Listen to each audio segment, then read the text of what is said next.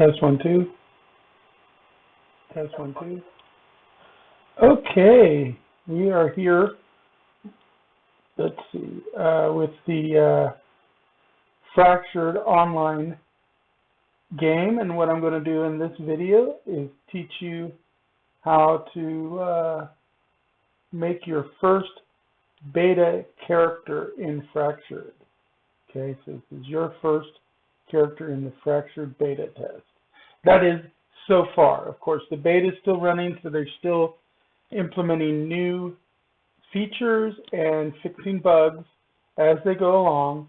So this, of course, may change, but what we're going to do right now is work with the Fractured system in order to make our first character. So I just wanted to do a real quick kind of guide on how to do that. And actually do that. Okay.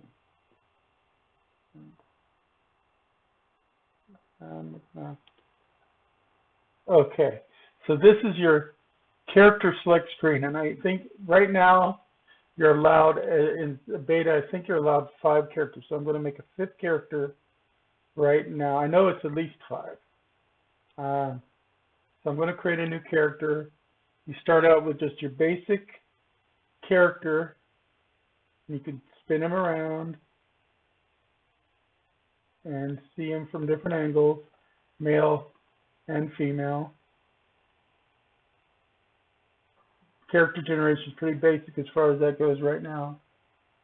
And you can start out with changing their haircut.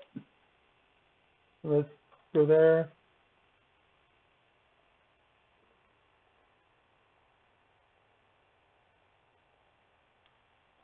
I personally prefer something in the ponytail kind of thing, so probably that for me. And I like a bit of a beard. So let's get it from the front.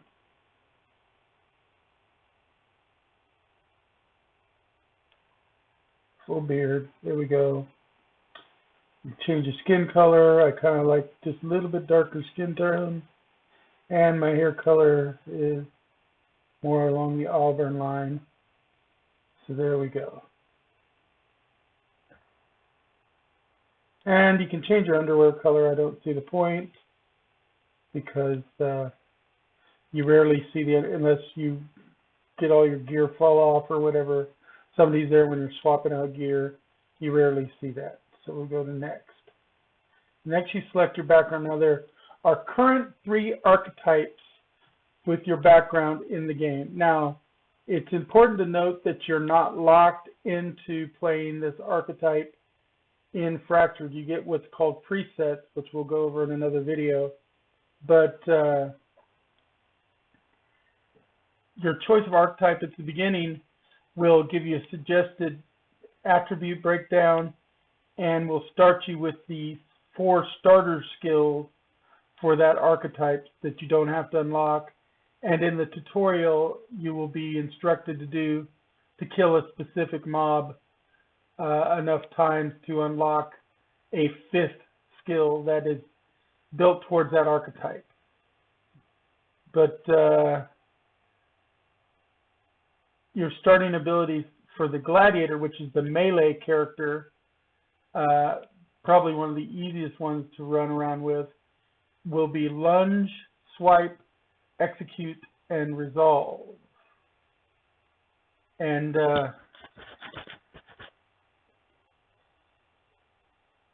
what you do is you are a weapon fighter that gets close in, attacks with big heavy weapons, usually uses the heavier armor, is what you're going to do with the melee character.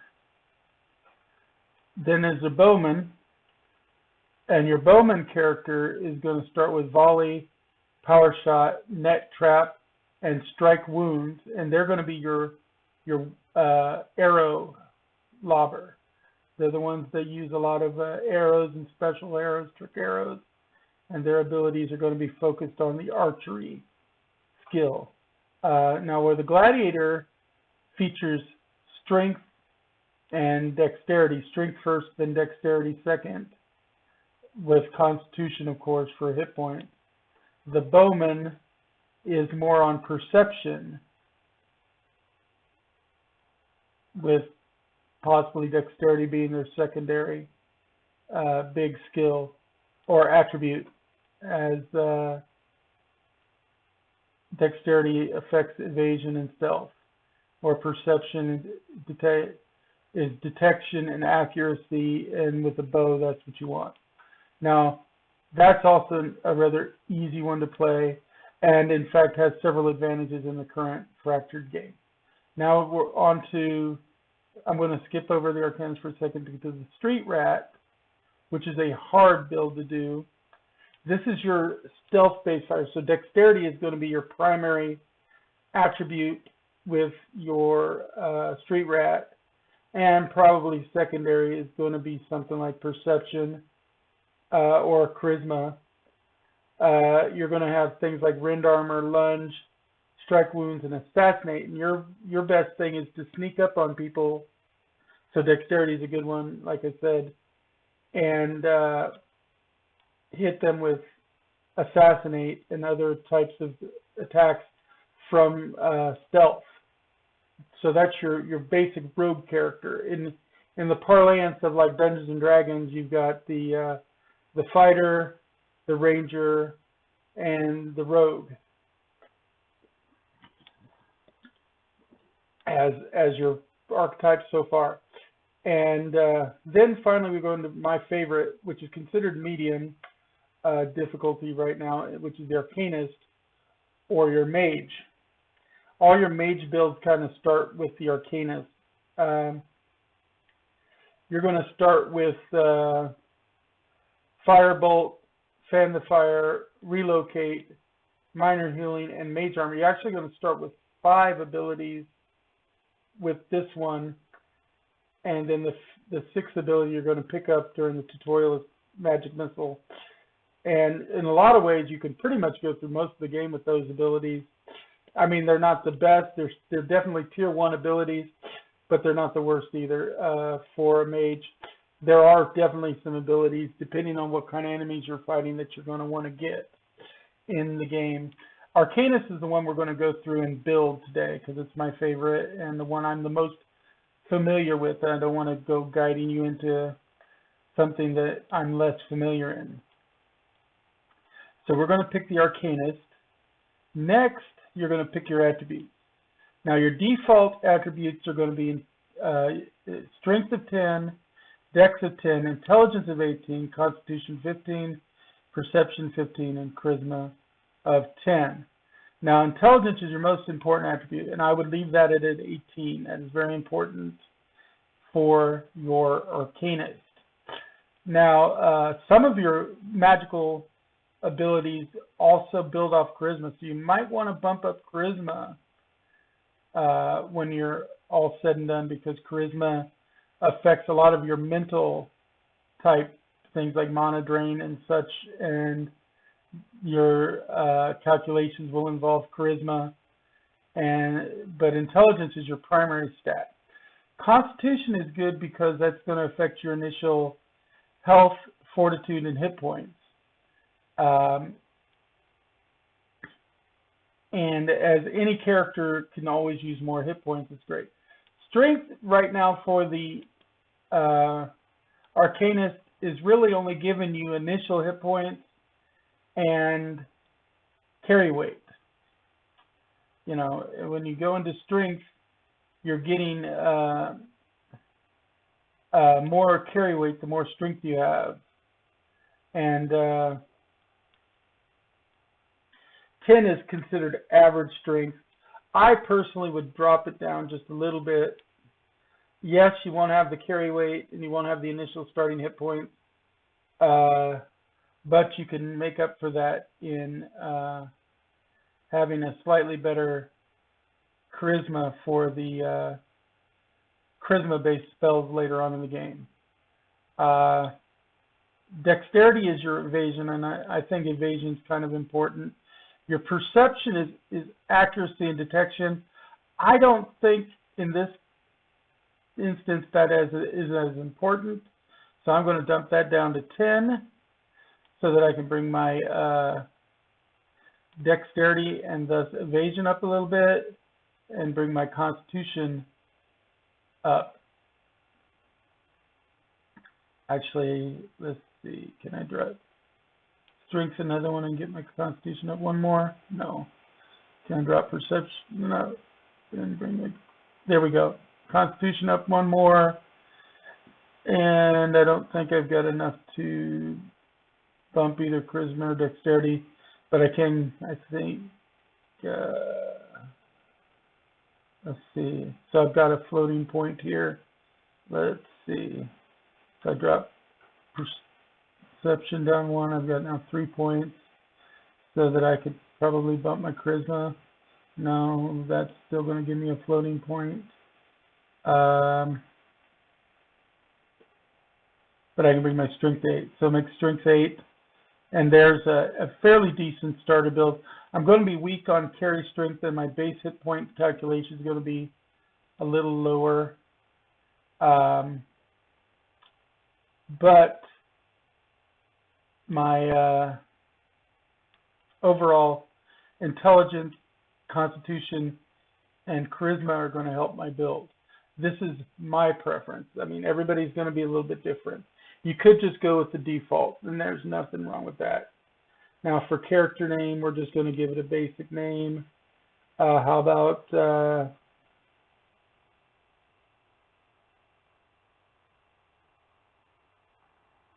Melisandre?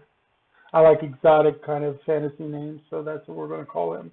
And we're going to hit create. This is going to drop you into the tutorial island. So that's what's loading right now. Well, first is loading the character create screen. Then we're going to choose that new character and go into the tutorial island.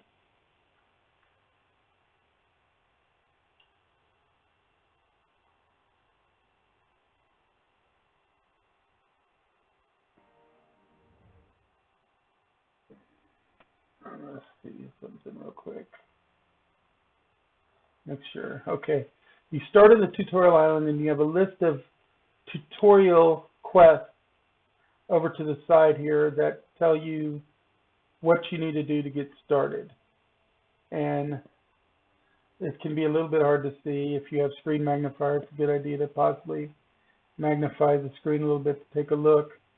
First off, it wants you to rest at the bonfire in one of the encampments. Then save an ability preset containing your first 5 abilities. In this case, Firebolt, Fan the Flame, Relocate, Minor Healing, and Mage Armor. Then it has memorized that preset containing those 5 abilities. And it does give you a hint here.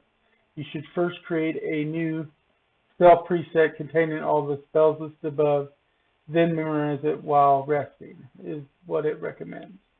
And so what you do, let me get out of my Zoom window here. I have a little bit of difficulty seeing sometimes. Just go to the fire and you hit the fire and go to rest. That's going to start you out, brings you up to your rest window. Now here you can create your presets. You start out with 5,500 knowledge points, but you're not going to touch talents yet. It won't even let you until it prompts you to in the game. So you're going to hit your new preset, and your first 5 abilities are the ones here that are colored in. Everything else is in grayscale, and you do not have the ability to do it yet. When you go through the game and you defeat different mobs, these will get a little lock symbol on them, and that means that you can purchase them with knowledge points because you've discovered them. So you go out and you have to discover them by killing a mob that uses the ability itself. And then you use knowledge points to unlock that skill, and then you can memorize the skill. Whether you're a mage or a melee or whatever, all of your skills are going to be like this. And some of them are skills, like say battle jump for the melee fighter. Some of them are spells like Fan the Flame or Firebolt, and some of them are what's called toggles, like Fire Arrow or Barrage for the archer, where you toggle it on, and then the next time you shoot your arrow or swing your weapon that uses that toggle ability, the toggle ability will proc or activate. So we're going to add the 5 skills: Mage Armor, Firebolt, Relocate, Minor Healing, Fan the Flame. All of those are your starters, and you can give a image for this basic set by holding down the Control key and clicking on the image in any of the windows that you want it to be. So like the Mage Armor one. And I'm going to go ahead and just call this starter skill, just for ease, and hit Save Preset. Then since you're still in your rest window, you can highlight that starter skill and memorize. Oh, it was already highlighted, and hit memorize.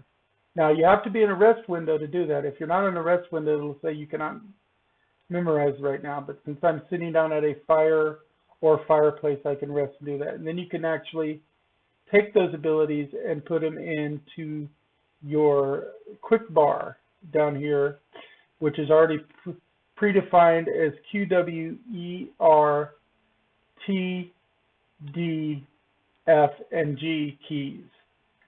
Now I like to put Firebolt in the W space. I put Mage Armor all the way over at G. Relocate is an F ability. Fan the Flame right now is something I put under W, and then I put my healing spell in T. That's how I like to do it. And then as you see, there's a 10-second cooldown while you're reassigning abilities. You can have up to 15 points worth of abilities here in your ready area, but you only have the 8 presets. And the presets is also where you have to put remedies or bandages right now, which is the only 2 kind of almost alchemical things in the game. So if you create either a remedy or bandage, and you want to be able to quick use that, that goes here. Also, if you want to capture a horse, that requires a capture net. And capture nets go down in here in the quick bar, because that's the only way you have to throw them out into the world to try to capture the horse. So you have to remember that those are things you need in this bar as well. So right now, if you hover over an ability, it'll give you its basic description. This is, you cast a flame projectile that collides with the first enemy on its path, dealing intelligence times 14. Right now it's 252 fire damage to it, and adding 20 warm stacks. Now warm stacks is a stack condition that basically reduces somebody's resistance to fire damage, which means the more stacks you get on you, the more fire damage type spells are going to damage you. So you get more and more stacks, eventually you're burning, and then you're getting burning stacks. Warm stacks become burning stacks, and burning stacks actually will do some ongoing fire damage. So that's the thing for that. And then Fan the Flame is an AoE kind of spell that originates on you. It's anyone within a 120 degree 4 meter cone area, takes intelligence times 15 fire damage and 40 warm stacks. An evasion save halves both the damage and the stacks received. So an evasion ability, which is, as I remember saying, a dexterity effect, can reduce this by half. In PvP play, this is one of the spells that'll affect enemies and allies, so it doesn't ignore your allies when you use it. So you got to be careful using some ability when you're in a PvP or player versus player setting, because some abilities will affect others. Also, they've got some other attributes of the spells I didn't mention on the Firebolt. Cooldown is how many ticks that it takes before you can use it again. And this one takes 10 ticks. Tick is about a second. Gather time is how much time it takes. It's kind of like casting time for your spells, but because some are skills, some are spells and stuff, they change the naming to gather time, because it's like gathering your ability to use a skill in like a melee character. Mana cost is how much mana it's going to take out of your mana pool in order to use. Not all skills use mana. Some of them use stamina instead. In a melee character, there's one called Second Wind that costs stamina, not mana, to use. It's going to tell you if there's any specific weapon you have to use in order to use this ability. In this case, spell channeling weapons are required or unarmed. But if a spell doesn't have if a weapon doesn't have the spell channeling attribute, then it cannot be wielded while you're using this spell. So you'd have to take the weapon off in order to use the spell. You can cast spells without any weapon, because bare hands are considered spell channeling. And then allowable armor will tell you what weight of armor you can be wearing to use this spell. This spell is usable in both light and medium armor, where Firebolt is only usable in light armor. They both require spell channeling. Most of your mage spells are going to, well, pretty much all your mage spells are going to require some kind of spell channeling, and most of them are light armor, but some will work in medium armor, like Minor Healing, which is a self-heal only that is allowed in light armor only. Now, it also has, under cooldown, 5 per charge. That means that you can actually cast it 5 times before it has to cool down. It'll start cooling down as soon as you cast the first of the 5 sets, but you could cast it up to 4 more times before you can't cast it until the cooldown has gone through, and then you can, as the charges fall off, you can cast those charges again. So Minor Healing is one you can cast multiple times. Relocate also has charges, and its cooldown is 20 per charge. So it's 5 per charge, 20 per charge is how long it takes to cool down. And I think each one has like 3 charges.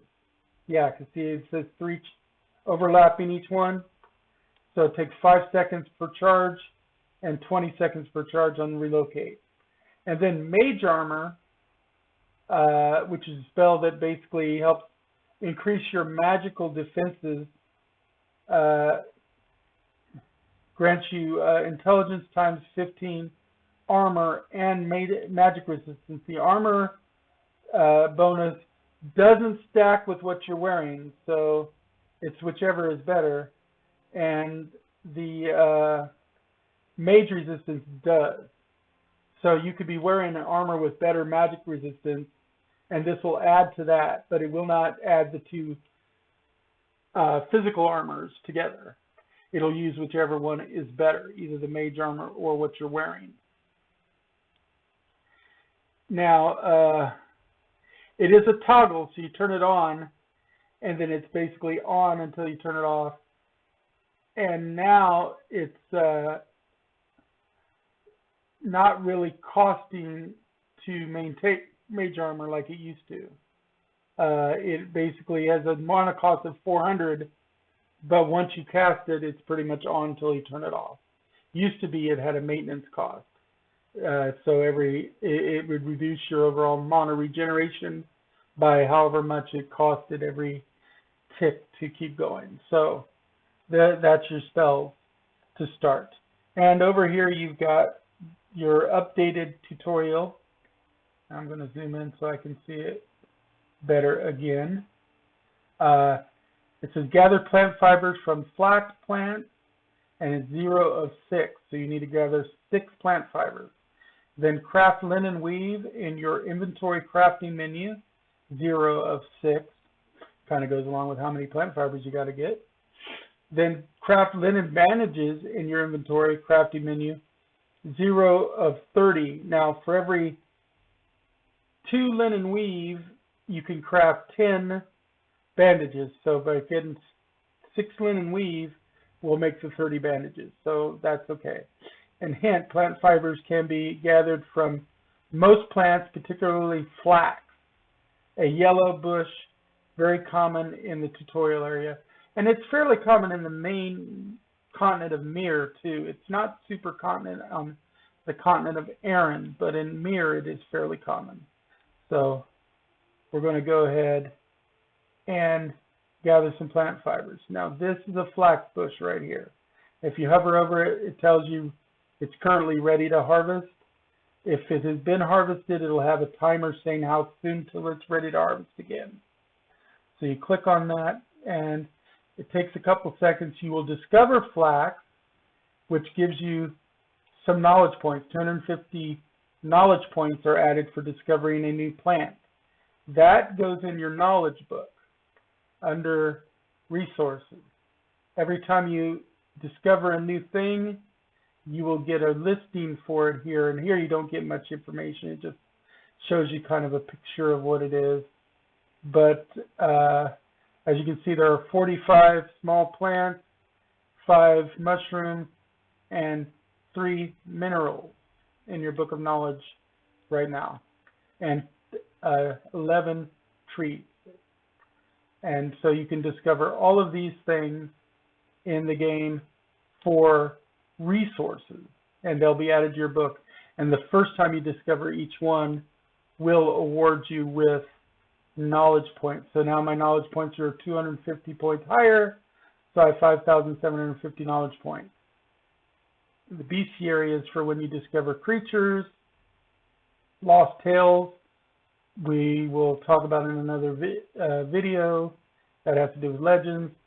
And then armor and weapons is for your crafting skills, which we will talk about in another video. So far we've gathered 2 plant fibers. So this is 2 of 6 here. So we're going to, and this one is ready to harvest again. So let's harvest it again. And you get sometimes a random number of plant fibers. Like this time you got 3 plant fibers. So we have 5 of 6. And it's not quite ready, but it'll be ready in there it is. And then finally, one more time. And you got 2 more plant fibers. So we actually have 7, but we only needed 6.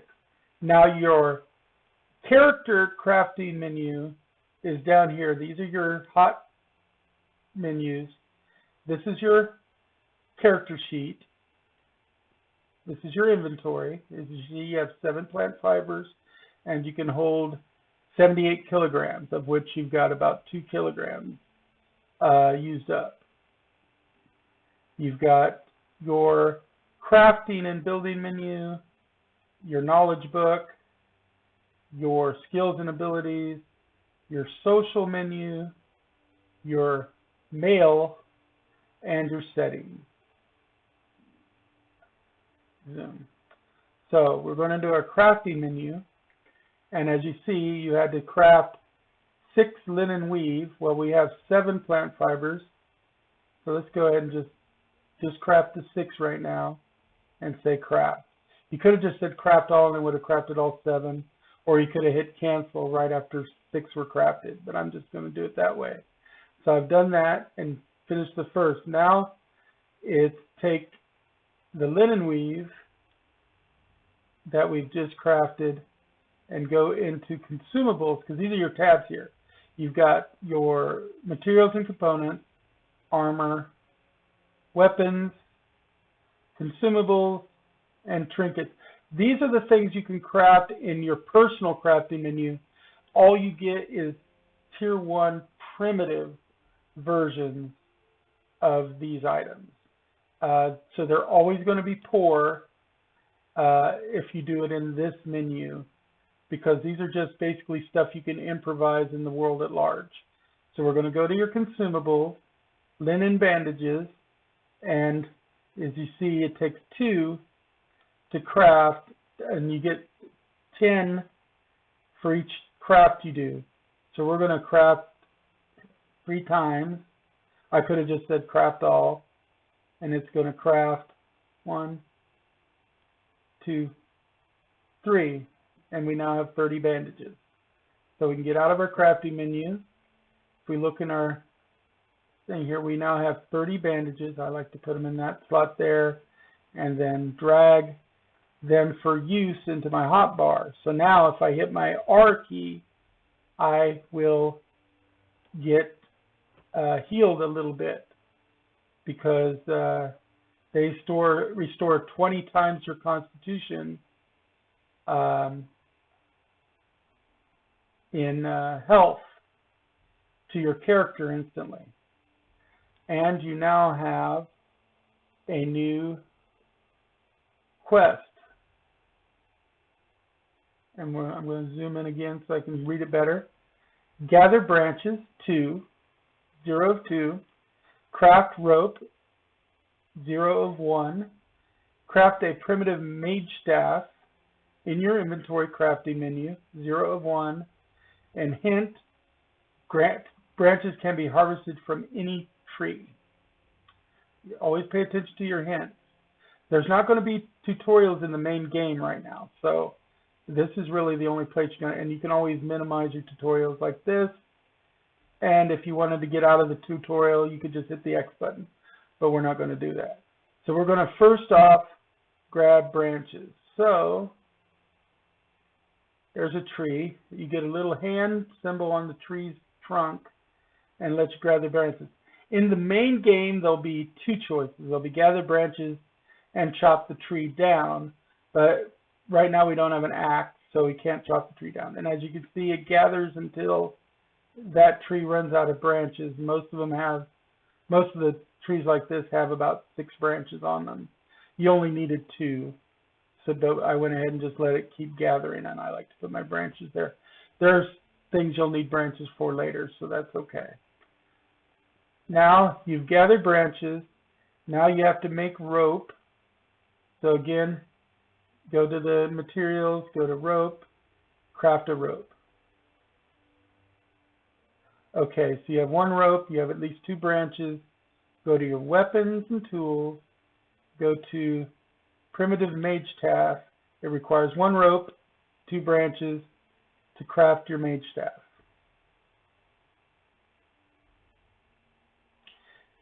And you must be standing up. So you can't be sitting at the fire to do that. You cannot be on your horse to do that. Now you see you have your mage staff. It's just a primitive weapon. It just gives you magic damage. It does like 6.4 times intelligence magic damage. It's got a slow attack speed, and the average damage per second is about 81. It weighs 1.2 kilograms. And it's got 200 out of 200 durability. It's currently at 100%. It is 4 quality. You can make a better quality primitive mage staff at a crafting bench, but it's still a tier 1 item. So now you go into your character sheet and go ahead and equip it by dragging it onto your character. You have 3 weapon equip slots, 1 shield equip slot, a head slot, hand slot, body slot, leg slot, neck slot, ring slot, and mount slot currently on your character. And then you can spin your character a little bit. Okay, and then there's your abilities, and you can scroll through your abilities. And some of these are calculated abilities on your character sheet while we're on there. Okay, your quests have again changed. Let me zoom in so I can read them properly for you. That helps if I actually hit the zoom, not just open the zoom. There we go. It now says, hunt wolves in the forest, 0 of 10, so you have to kill 10 wolves, and craft a wolf teeth necklace in your inventory crafting menu, 0 of 1. Now I'm going to go ahead and give you a clue right now. To craft a necklace, you're going to need more rope because that's the string for the necklace. So you're going to want to grab some more plant fibers, at least a little bit. You just got 4 more plant fibers there. So you're good as far as that goes. Now we got to go out and we got to find some wolves. And what it is we got to look at there's a couple different starter areas in the tutorial, so I'm not sure which one I started. It's been a little bit since I've been to the tutorial, so I got to go out and find me some wolves. Now you see little stones all over the place. It's a good idea to pick 10 of those up. And then you see I discovered small stone, and I'm going to get 250 knowledge points because I discovered them. You want 10 of those and 5 branches to make a campfire later so that you can kind of heal in the wild. Now you see there's a wolf, and I'm going to hit him with my firebolts. And he's going to come after me. And then if I right click, I can shoot the magic from my staff. I could also left click to do it, but if I'm not on somebody, it'll run towards them. Now I've got the wolf, and the first wolf, he's worth 30 knowledge points. I'm going to click on him with the hand, and I can loot the wolf now. He's got soft animal pelt, some wolf meat that's raw, and some wolf teeth. The teeth are needed for that wolf teeth necklace. Now, I'm going to show you here in the knowledge book, under the bestiary, that the wolf is now at 5% knowledge. Once I get to 100% knowledge, the tutorial wolf will no longer give me any knowledge, but I've now got one of the 30 possible beasts in the game discovered. At 100, he'll be complete, and if you scroll down under his stats, as you complete more percentage of him, you will learn what his abilities are, his armor, his resistances, his base attack, and even if he had any skills at the bottom here that you could learn. As you get to certain percentages, you would unlock those and make them available to learn. As you can see, I now have 6,280 knowledge points from the various things I've done in the game. And eventually that wolf will disappear. I have, 6 stones right now. I need 4 more stones to be able to do the campfire. I like to put my food right there. This is just how I like to organize my bag. This is your mini map. And if you click on this starburst here, or hit the M button, you'll go to your main map. And you can center it on yourself by hit this target, which it defaults to most of the time. But you could also scroll out. This is a tutorial island. It's not very extensive. And like I said, you can zoom in, and we're up here. You can't quite see your character, but it's this little arrow. It can be sometimes difficult to see, especially on Erin, the continent of Erin, because it's a snowy mountain, so it's close to the same color as that symbol. So it's a little bit harder to see. As you can see, there's like kind of a path structure here and a little bit of a town. You're going to go through these path structures. These are the 2 camps that I know of. That might be a camp as well. And you'll go through and you kill wolves and then proceed with the tutorial. There are a couple other things that show territories. There are no territories in the tutorial menu. And you can also show nations. There are no nations in the tutorial menu, or map, rather. And like I said, you can scroll in and out. And you can scroll in and look over here, for instance, and then zero back on your character. And hit M or X to get out of there. Right now you're in the tutorial, so the monsters are not aggro to you, so you can safely do that.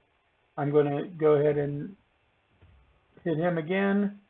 Now, if you're in the middle of combat and you don't want to be picking stuff up off the ground while you're trying to attack, you can also hit the space bar to put you in combat mode.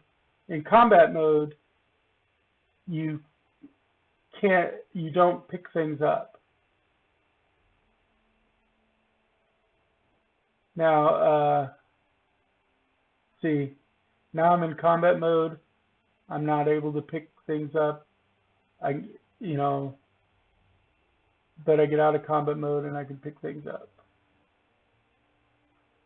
And I'm at 9, so I need one more stone. I'll show you how to do a fire in a bit, once it tells me to. Now, I'm going to kill another wolf.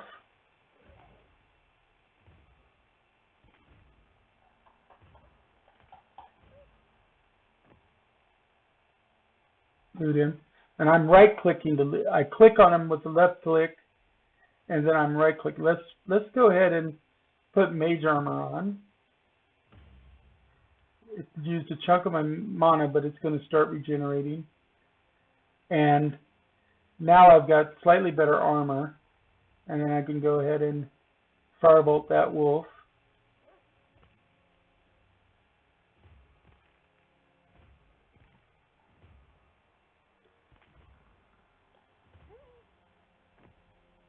Firebolt that wolf. Now I'm purposely doing it, 2 of them this time. See, now there's 2 of them stacked there. If you click now, you get both corpses open up. That's a newer feature that they've added now, so that one corpse doesn't block another one from being looted. So I can loot that one, loot that one. Now, sometimes your loot window will stay open like this one did. One of the 2 usually will. So you'll have to manually close one of the windows, but that's okay. But we had to kill 10 wolves. And then, let's see. And not all of them are going to have the wolf's teeth.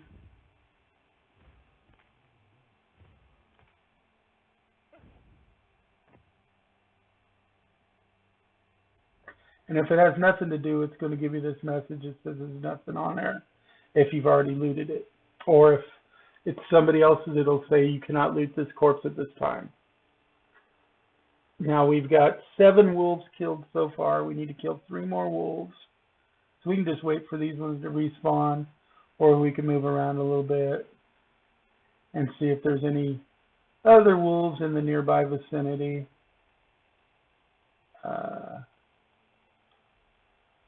In the tutorial island, they respawn really quickly. There's another wolf right there. I missed him.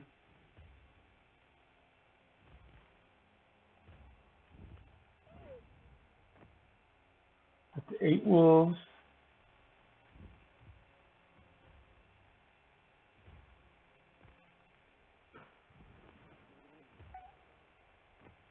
Nine wolves. And you notice you're getting knowledge every time you kill a wolf. We're at 45% knowledge. Now, the tutorial wolves are not repeated anywhere but the tutorial. So if you want to get the full knowledge for your tutorial wolves, which is generally a good idea just to help you out, you might as well get them to 100% while you're in the tutorial. That's just a little extra thing that you're going to want to do probably. Now, there's my 10th wolf. But like I said, I'm going to go ahead and grab that flax first.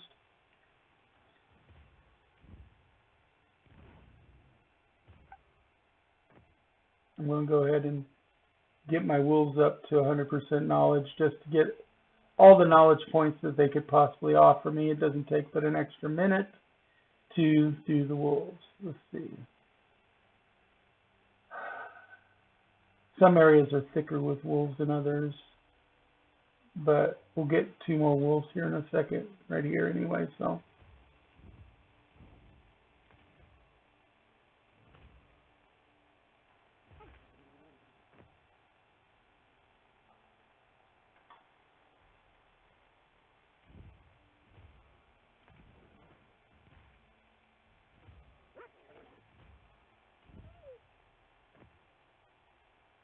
If I were to get damaged, of course, I'd use minor healing or bandages to get better. I'm at 65%. Have you noticed I'm getting 5% per wolf? It's not going to be the same for every creature as far as the percentage goes, but in this case, you get 5% for each. That's true in the tutorial island pretty much all the way across. All the creatures in the tutorial island give you 5% per kill. So you basically have to kill 20 of them in order to max them out at 100%.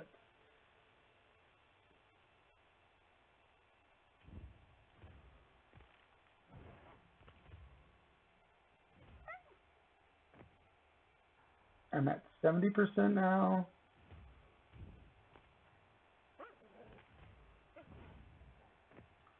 %.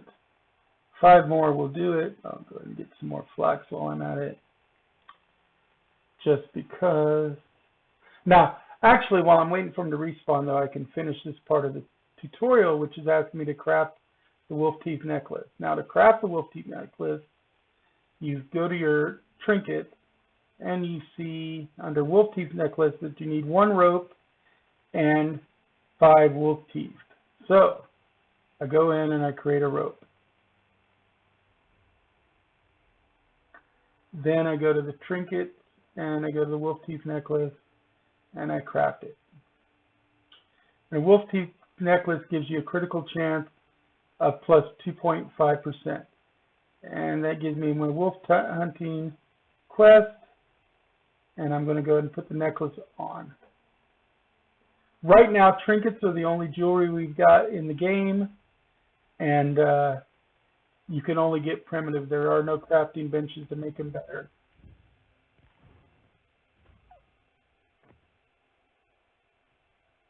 Let's see. There's another wolf over here. I'm going to grab another tree branch too while we're at it.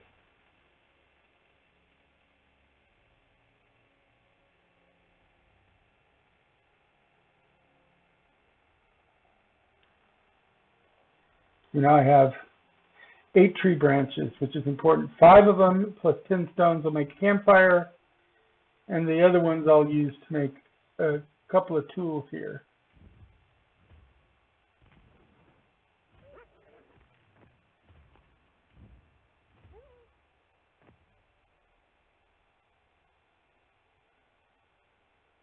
Like I said, one of the windows might stay open. Now we should be at like 90, so we need 2 more wolves. I'm going to grab a couple more stones because I need them for other crafting later. The current quest is telling you to use the bridge, go over the river and into the village and cook some roasted wolf meat in the tavern. 5 pieces of roasted wolf meat. But we still have 2 more wolves to kill. And I want to get 2 wolves at the same time, because you haven't seen me use Fan the Flame on 2 creatures yet. But that's not that big a deal. So, just let you know.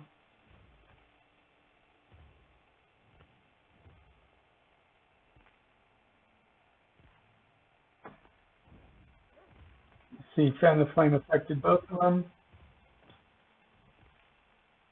And then I can heal myself a little bit. And now I'm done with the tutorial wolves.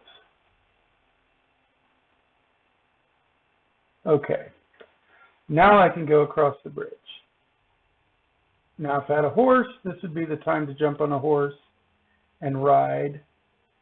Let's see, I need to find, if I look at the map, I can find the quickest path to this bridge right here, which, okay, I'm actually out in the boondocks there, but I could take this side path up. So that's what I'm going to do. Like I said, if I had a horse at this point, I would jump on the horse to do the travel. Now, as I'm traveling, I might find some other plants that I can discover, and that will give me additional knowledge points. But the plants exist in the regular world too, so if you don't discover them in the tutorial, you can discover them elsewhere. You'll still get the points for them, so you don't have to worry about unlocking everything in the tutorial. Same thing with, there'll be rabbits. The rabbits are not exclusive to the tutorial. It does me no good to kill any more of the wolves because the wolves are tutorial wolves and I maxed those out. As you can see, I'm right here. I'm still going right here, so I need to follow the path a little bit more. And so far, I'm not seeing any. Oh, there's a dead rabbit. Somebody else is here in the tutorial area. Killed a rabbit. There's a rabbit I can kill. And I've gotten a rabbit. New creature discovered. I get 30 knowledge points, and I can loot the rabbit. Now, you're going to lose a lot of the stuff you get in the tutorial once you transfer to the main island. It'll give you some basic stuff to start, and you'll keep all equipment you've got actually put on your body, so equipped. But you will lose like the extra wolf meat and stuff that you have in your body, and you will leave with a very specific amount of wolf meat and bandages. Missed him. Oh well. Like I said, I can get him in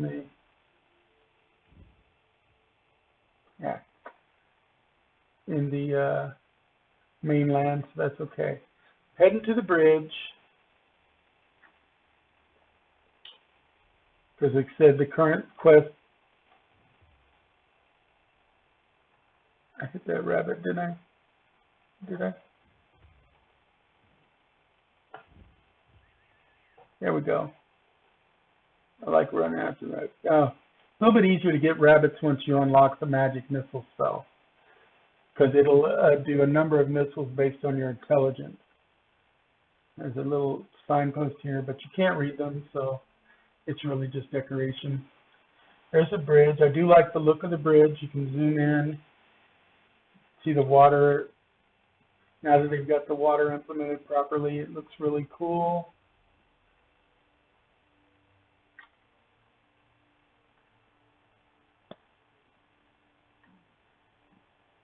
And you're now in the main town. And this is the tavern. So, you're supposed to cook 5 pieces of wolf meat. Just cross the village, cook some roasted wolf meat. So, click on the fire, click on the cooking icon, go down to roasted wolf meat. It's, you get 1 for each wolf meat you cook. I have 15. I'm just going to hit craft all. And it'll do them all. But once I do 5, it'll finish that part of the quest.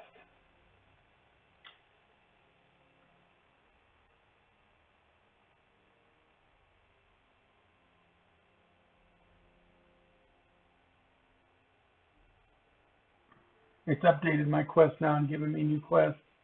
I'm just finishing cooking what I've got right now.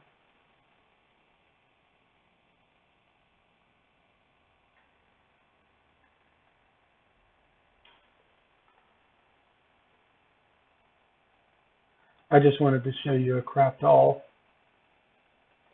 Okay, now for the updated quest. Let me zoom in so I can read it properly for you guys again. It is really small. Turn plant fibers into linen weave using the weaving station inside the tailor's shop. And you got to make 20 linen weave. Then craft common clothes, the main piece, using the tailor's bench inside the tailor's shop. 1. So basically, I want you to make a linen shirt in the tailor's bench. Now, typically, if you need a thing in the menu, it'll be marked with a symbol on the mini map to kind of tell you where to go. There's the portal to the mainland, and we're looking for the linen shop. This is the linen shop. See the little starburst symbol right there? That shows you that this is involved with the tutorial. If a tutorial quest is going, or a quest is going, and you've got a couple of different benches. You got the weaving station, and you got the crafting station. So we can go over to this weaving station here, and now we can make more linen weave. And it's pretty much the same as making it in your crafting menu, your personal crafting menu, but things that you make at stations can be better quality if they have a quality. And as you can see, there's other types of cloth you can make in the weaving station that you can't make on your personal crafting menu. But we're doing linen weave here, and we have to craft 20, of which I have 9 so far.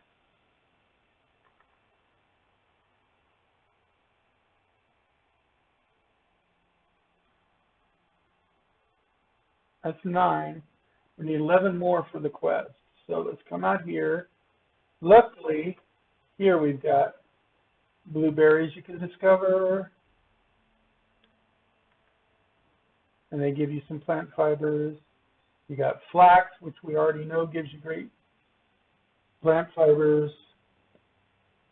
You can get blueberries again, but it's not going to give you anything the second time around. But there's some more flax over here. Flax is just great. I mean, it doesn't give you anything but plant fibers, but it typically gives you the most. You can get up to like 4 or 5 from the flax bush.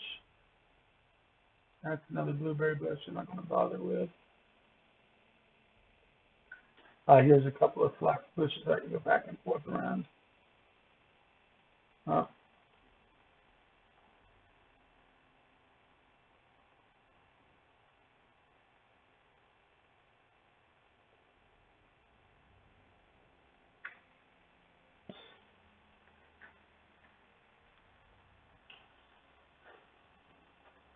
And I would get a little bit extra, even though the tutorial only asks you to do 20 and only do the body piece. You probably only want to make all your pieces of clothing to get started, just to be a little bit better off. See, there's another flax bush over here. So really what you want to end up having is 40 total, even though the quest only asks you to find 20. See, we got 23 plus 9, that's 32, so I need at least 8 more, because I know I made 8 linen weave already, plus a little bit more than that, because I'm going to want some rope later. But it's always a good idea, whenever you see flax, to go ahead and harvest it until later in the game when you get so much of it you're not worried about it.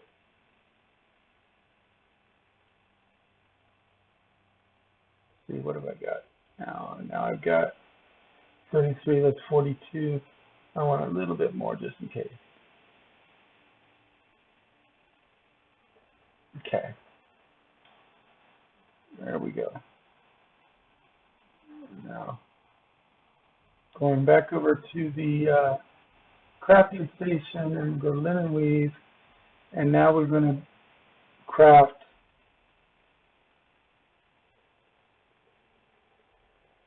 31 more. I don't want to craft all of them because I want to make some rope too. And linen weave can't be turned into rope, so that's why I'm using the little slider, the little arrows on the side instead of just hitting craft all.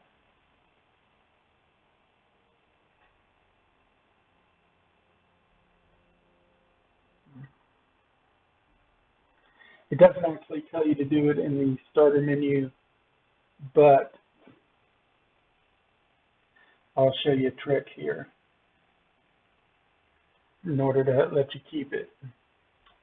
Okay, we've made our 20, and then we made another 20 to do the linen weave, and that's good. Now, if we go to the crafting bench for the tailor bench, we're building common clothes. Takes 20, I have 40, that's okay. Craft one set of common clothes is 20. Then I want to make, oh, I should have got 50 actually. I forgot all about the hood. I wasn't thinking. Then I'm going to make a hood and boots. I still need bracers. But if I go in here now, I can put my body piece on and get rid of the junky starter body piece, hood, and boots. I can just get rid of the junky starter piece. And the only thing I'm needing now is bracers, and then I've got a full set of starter armor. Before we go on with the tutorial, we're going to get a little bit more plant fiber.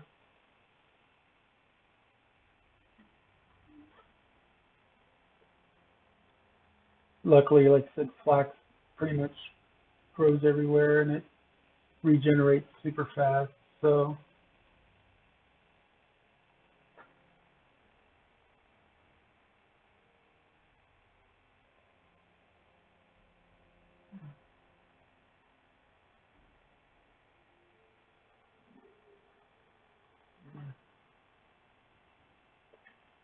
okay, I'll get 15. That's more than enough. I needed 10 more to do the bracers. Like I said, this isn't actually on the tutorial, but it's a good idea to do. You might as well get your last piece.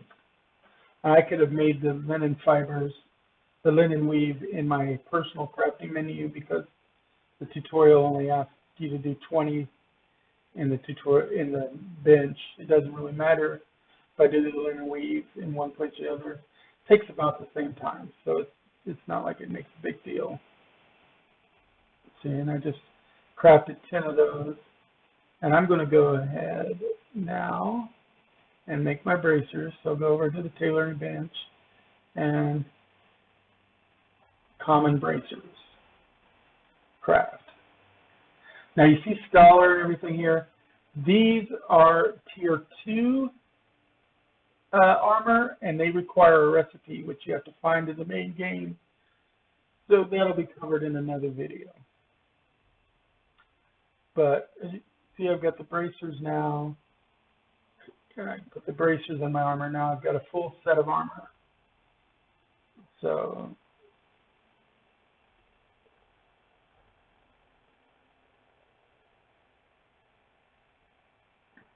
and you see, I've got the 2 other weapon slots. Really, for a mage, the only weapon I'm going to use right now is the primitive staff till I get the higher weapons, which require recipes and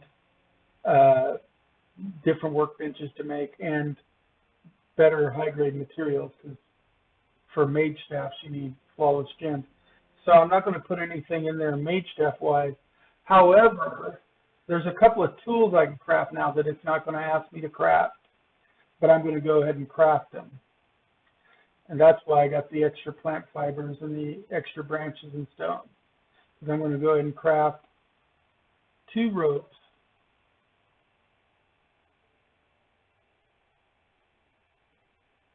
Then I'm going to go into my weapons and tools, and I'm going to craft a primitive axe, which takes a stone, a rope, and a branch.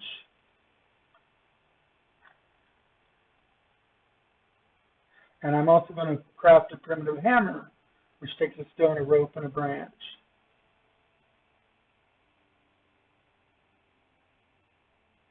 And I did those, and now they normally would go away when you got out of the tutorial. However, if you put them in your inventory as weapons, then you'll keep them. Now I can hit the tab key to toggle between my different equipped weapons. What I'll do is I'll go down to there. Right now I've got the staff in hand. Let me go where you can see it a little bit better. See the staff, hit the tab key. Now I've got the first of the 2 weapons, which is the hatchet, and then the hammer, and then back to the staff. So I can toggle through the 3 of them. And you keep what you've got equipped when you leave the tutorial zone. So this has just been a little bit of a a sneak to help you with the tutorial zone. Now back to the tutorial. Now I want you to reach the bandit camp in the mountains. You look at the map, you will see up here is the bandit camp. And because this is the mini map, you're not going to see the little starburst, but as you get closer, you will. But you know that you got to go up this way. So we're going to go ahead and head up. We're going to ignore the portal for now. You could just skip out right now and come into the main game. However, it's easier to unlock the first starter skill upgrade in the tutorial island than it is to find it and upgrade it in the main game. So you might as well run through up here into the mountains and get the bandit camp. And then you just basically go as high as you can.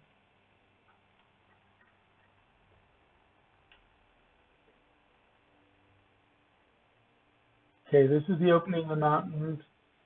To the mountains. You finish the quest. Now it tells you defeat 5 bandit sorcerers. As a mage, you'll do that. Depending on which starter build you picked, it'll be which type of bandit you need to kill. But you can go ahead and kill 20 of each and get 100% on all of the tutorial bandits, and that's a little bit bonus experience or knowledge points, which of course, because this game doesn't have experience. You notice too that there's an exclamation point next to the book of knowledge. That's from when I unlocked the rabbit. Whenever you unlock a new thing, you'll get an exclamation point there telling you, hey, come look. And there's the rabbit. But if you look at the wolf now, his stats are fully filled out. He doesn't have much going for him. But when we look at the bandits, they will have, each one will have a skill that you can unlock. So we'll see, and they'll be under humans. So before we do that, I'm going to show you how to make a fire. You go into your crafting menu. You go to your blueprint set of your crafting menu, and you go to campfire. Now, campfire requires 10 small stones and 5 branches. So you place it, wait till it turns blue, there, then right-click, and you place it. Now, if you overlap it, it'll tell you what you need to actually build it. 10 small stones and 5 branches, of which I have all of them. So I'm going to just tell it to craft. And this is how you craft in the game, period. You'll also see that I'm getting low on sustenance here. A little bit more and I would have started taking damage. So I'm going to go ahead and take some of my cooked wolf meat and eat it. And that's going to give me 50% of my sustenance restored. And you also see that my energy's gone down a little bit. Every time you rest at a campfire or a regular fire, your stamina will get restored. So I'm going to rest. And now my stamina is restored. And if I wanted to, I could relearn. I could choose a different skill preset, of which I can have 5 to have. And then, of course, talents, but we're not on talents yet. In the tutorial, we now are going to go, and these are different bandits. I'm going to kill this bandit. This is not the sorcerer, so he's not going to fulfill one of the ones I need for my quest. But it is a branded brawler. I've just discovered a new one. Now there's a little exclamation point. I can get rid of that. I can get some extra bandages off of bandits because bandits drop bandages. That's another type of bandit.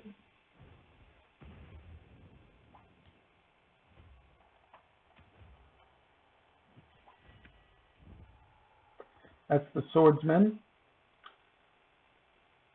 And then that one is your sorcerer.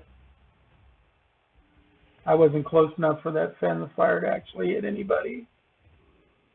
But that was my first bandit sorcerer, which I needed for the tutorial. And then I believe that's the archer. That's who you need to kill if you're the archer build. So that's the 4 bandits. And because nobody else is in the tutorial right now, I could just farm this area right here and get all of them.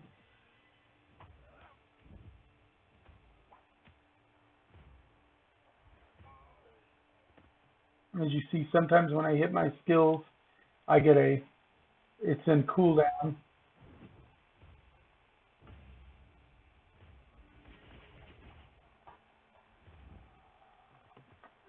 And if I kill enough of the sorcerers, I'll unlock see, right now I'm stuck with a web, but that only lasts for a couple of seconds. It's a crowd control skill that the archer has. Now, let's see. Looking for a bandit to kill. There's a bandit to kill.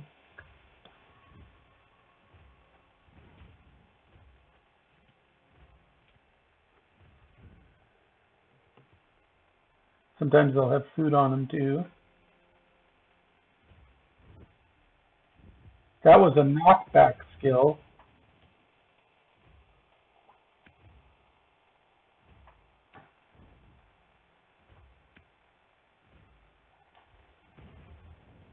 And if you notice, I'm low on mana, so I can go over to my fire and restore my mana. You get fully healed at the fire, but you only restore a little bit of mana with each time you sit down at the fire. So you kind of do squats at the fire. This is done so that people don't set a fire up near their hunting area and use it to instantly heal while the monsters take slower to heal, because then your mobs will be totally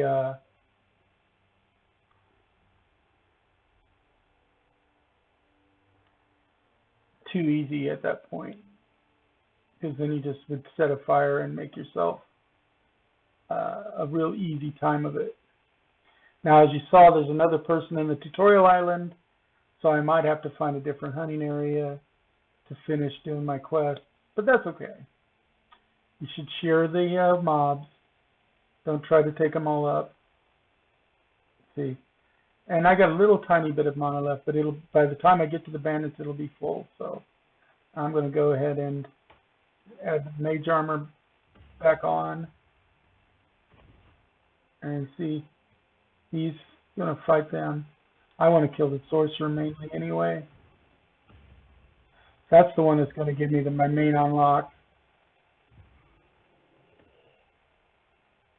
And I'm going to go on because there's a new encounter area.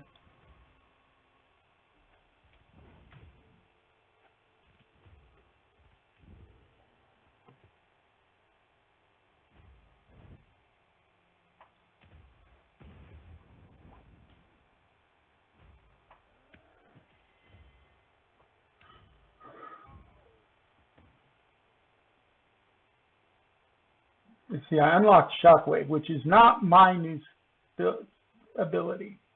It's the ability for a different one of the starter characters, because I killed 5 of those before 5 swordsmen before I killed 5 of my sorcerers. Now, Magic Missile is the one I wanted to unlock, so I just killed my 5th sorcerer.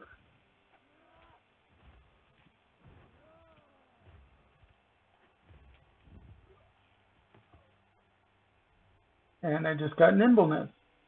So I just killed my 5th rogue bandit.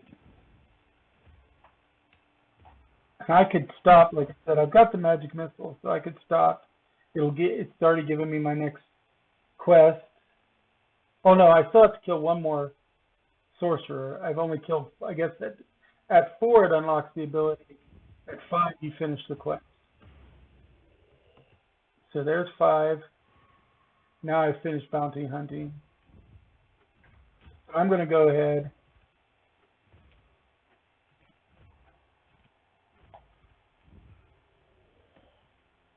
and do this. Now, I could continue. I'm going to, but I'm going to go back to my fire first. And here's why. I'm now going to go, the next thing is it says learn the spell Magic Missile and memorize a preset containing Magic Missile is my next quest. So I'm going to go and Rest of the Fire, because now I can go into my presets. I'm going to go edit this preset and add, I'm going to unlock the Magic Missile spell, which costs 1,000 of my knowledge points. Right now, different ones cost different amounts of knowledge points. This one takes 1 memory slot of the 15 memory slots I have. So I will add it there. Now I've got 8 of my memory slots used up. A 1 memory slot is considered a cantrip, and that's important later on. But see, I've now learned Magic Missile, the cantrip. I could unlock Nimbleness and I could unlock Shockwave if I wanted to, but I don't want to spend the points for those because those aren't even in my build, and I'm not building a complex build right now. So I'm saving the preset, and then make sure I have it highlighted and memorize it while I'm in the thing. And then I've finished what have I learned today, the next tutorial quest. The final one is to unlock a talent point and save a talent preset and memorize that talent preset. Now, since I'm still sitting at the fire, I don't have to sit back down again. I can just turn that on, create a preset, and I can buy a talent point. Now, your first talent point costs you 250 knowledge points. I'm sorry, 2,500 knowledge points. I dropped a 0 there. It costs you 2,500 knowledge points. And actually, in my notes, we're keeping notes of that. So let me bring up a Google Doc real quick.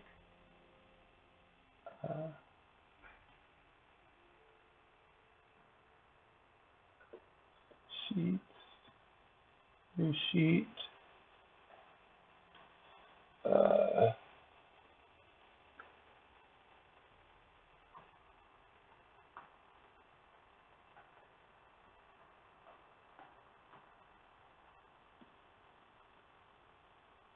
That's 500 each.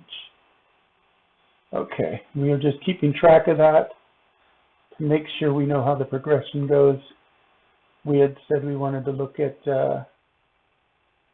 that, so I wanted to put that down there. So I've unlocked 1 talent point. I've actually got enough for another talent point, so I'm going to go ahead and unlock another one. So I've got 2 talent points. I can now spend them on my preset. Now, unlike skills, each preset doesn't reset, so you can't rebuy your skill. But talent points, the talent point reset, so you can spend your talent points in different ways to build your character. Now, as a mage, the most important thing for me is going to be mana. So I'm going to put the point in mana, and I'm going to put a point in mana regeneration. So right now I'm working equally between those two. And I'm going to call this my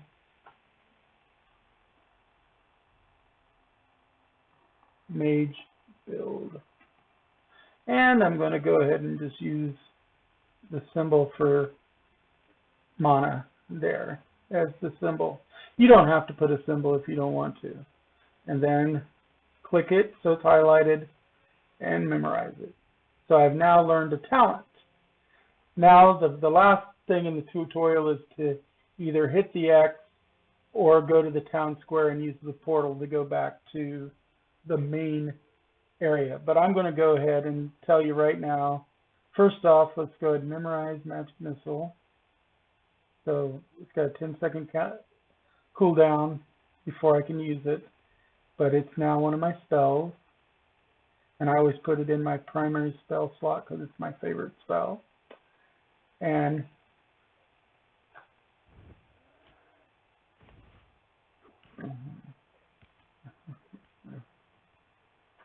then we'll go here and hit him with Magic Missile. Oops, I hit the wrong button.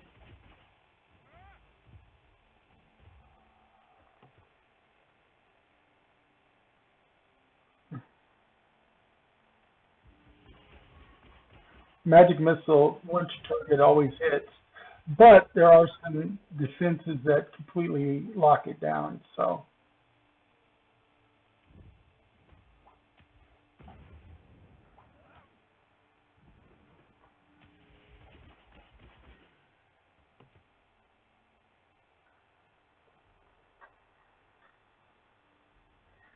I'm just going around and gonna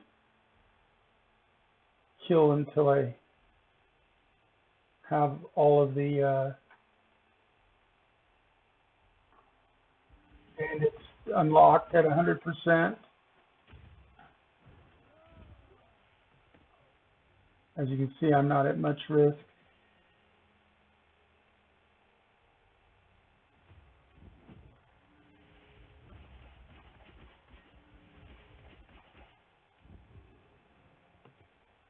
You see the sorcerer there used magic missile as well, which is why I could learn it from him, because it's one of his abilities. I'm actually out of mana. I can still use my staff to send a basic magic attack. I just can't do anything else. But that's enough to still kill some of these guys. Or I could run back and do my fire if I wanted to. Or give it a second, because as you see, I heal my mana relatively quickly for being a low-level character. Because I put a talent point in mana regen. See, like I could do this guy. I could just totally kill him with just right clicks. So that way my mana keeps building, I'm not wasting it.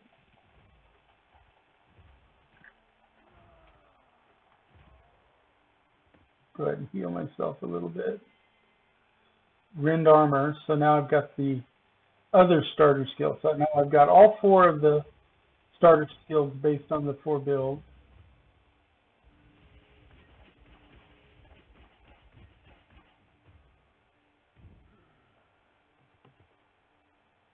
As you can see, I'm still getting knowledge points. Also, you saw another exclamation point. Whenever you unlock one of the skills, that's what the knowledge, that little exclamation point shows up again. As I told you, abilities are unlockable through the characters, and they each should have a second ability too that you'll get it once you get the creature at 100%. Now, I already have mage armor, so it won't matter to me. But that's the second one. So, like if there's a gladiator had killed all 100% of the sorcerers, the gladiator could unlock mage armor and learn it.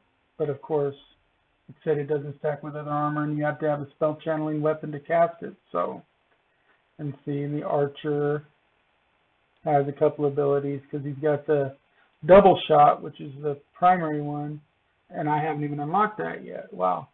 And then net trap, which is the other ability. And look, I got 1,910 knowledge points remaining.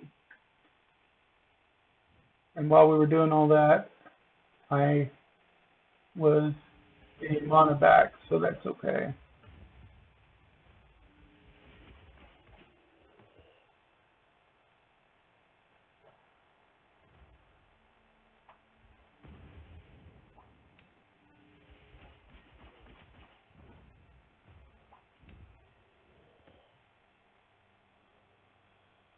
Swipe.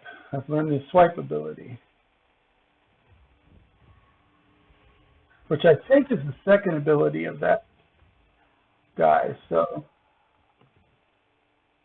because I don't even think I've gotten the first ability from the archer yet. So I think I got 2 second abilities. They're not quite at 100%. The last ability isn't always at 100%. So that's the thing. Just like the first ability was only my 4th kill, even though the tutorial asked me to kill 5. You never know for sure what the breakdown is. If they have multiple abilities, it's not going to be like 4 abilities, one at each 25%. No, that's not necessarily it. You might not get the first one to like 50%, or you might get the first one at like 15 or 20%. It just depends on the individual mob.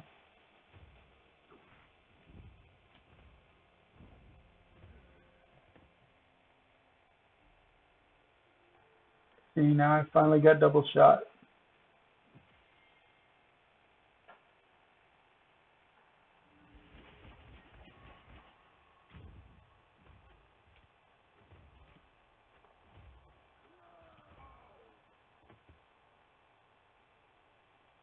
As you see, I'm not doing too bad.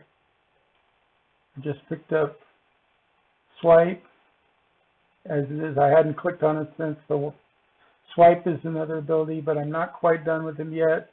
I think I got Swipe at, what is it?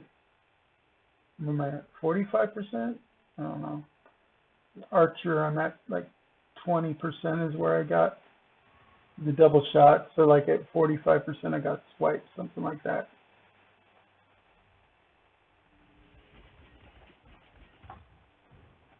I was facing the wrong direction for that fan of flames. Unfortunately, it goes towards where you're, not where you're facing, but where your mouse is. So my mouse is over to the side, even though it looked like I was facing him, and so I mistargeted it.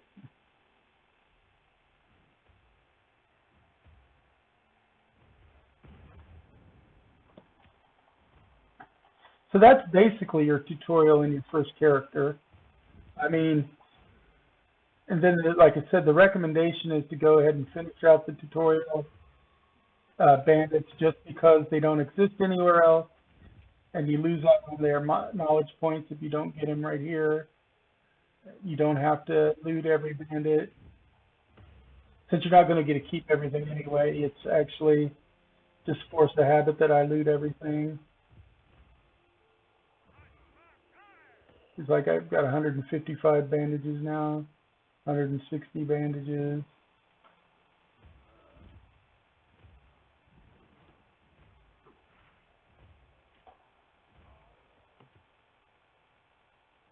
Not even going to bother to loot anymore.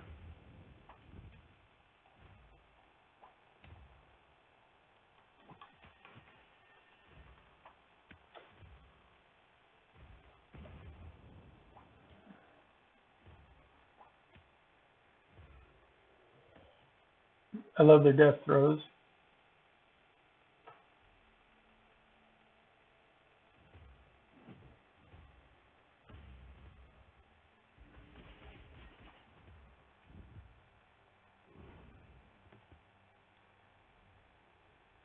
Zoom in, let you see some of the spells at a really close range.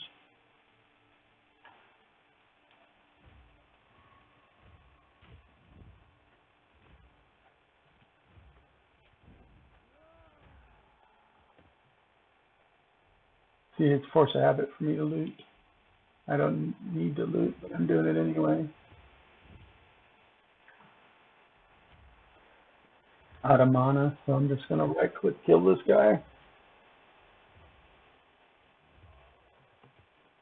Actually, I have to kill like 20 of each in order to max each of them out. I've got 30% on archers, 65% on brawlers, 65% on sorcerers, and 55% on swordsmen.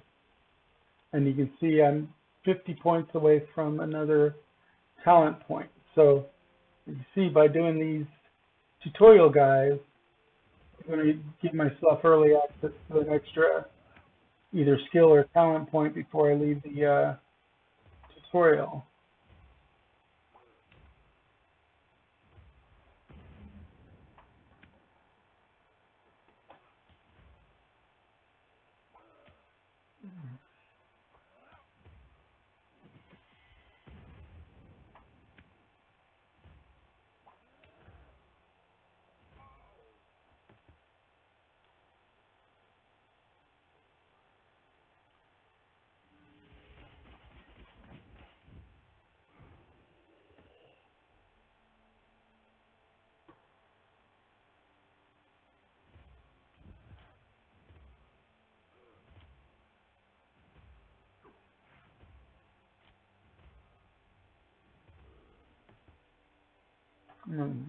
Just stay zoomed in.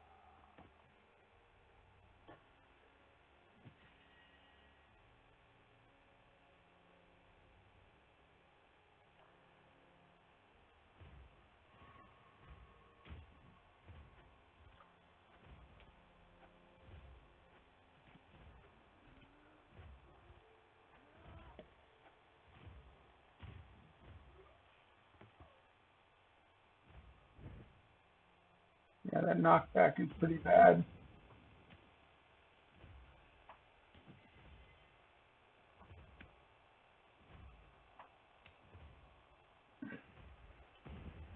Might seem a little tedious to go ahead and get these guys to 100, but it really doesn't take you that much time in the scheme of things, and it's nice just because they're not available anywhere else to go ahead and get them.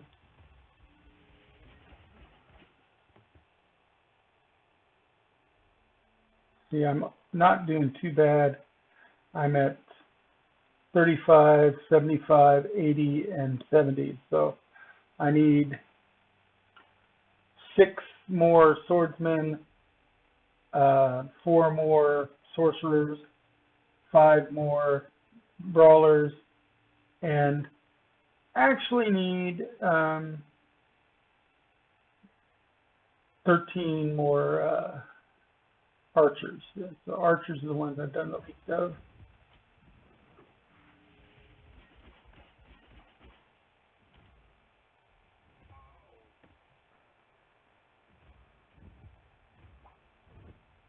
But unlock net trap. So net trap was obviously at 40% because that was my next tick.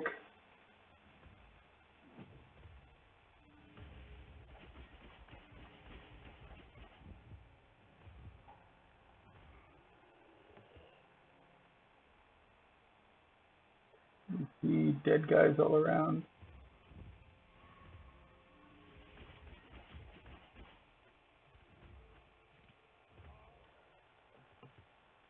Start heading back this way and go to the other camp. Since it looked like some of the other characters had passed me by, I should probably be able to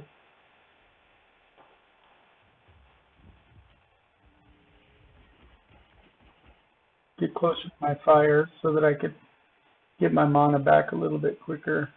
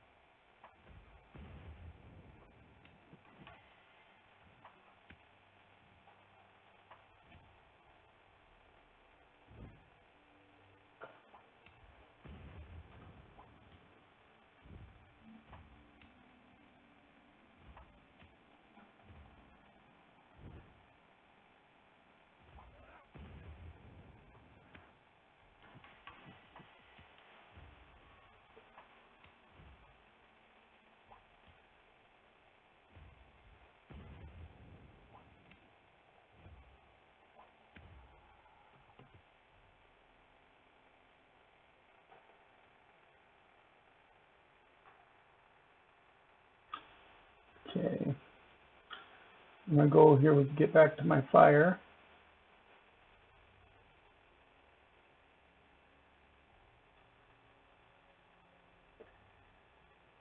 Like right now I could go ahead and grab another preset.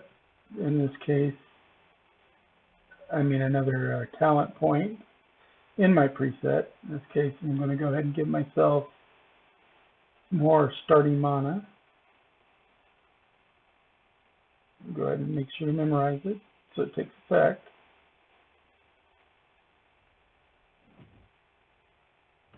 Learn Mage Armor, or use Mage Armor, and then go ahead and do my squats.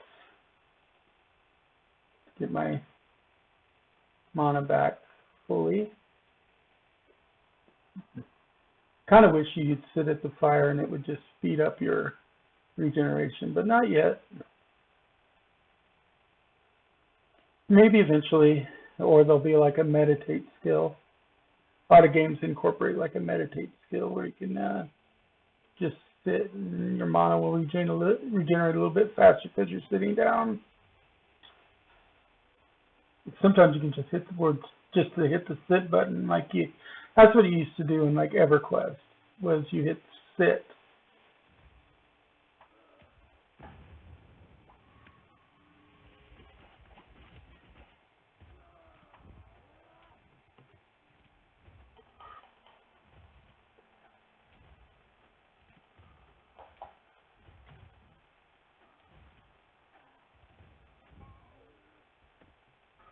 I'm not even looting right now. That's not my thing.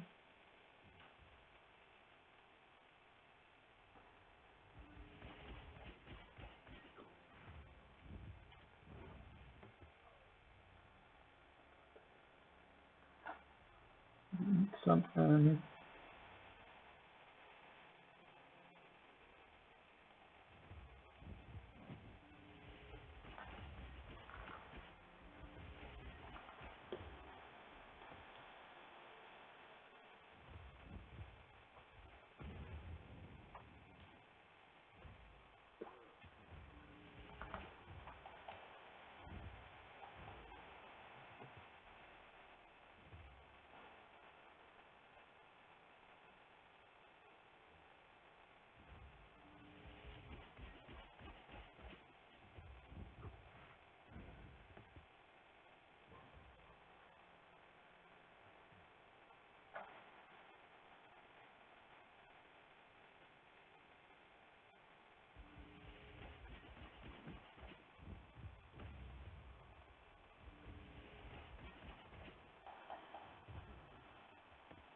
Bandit Sorcerer's done.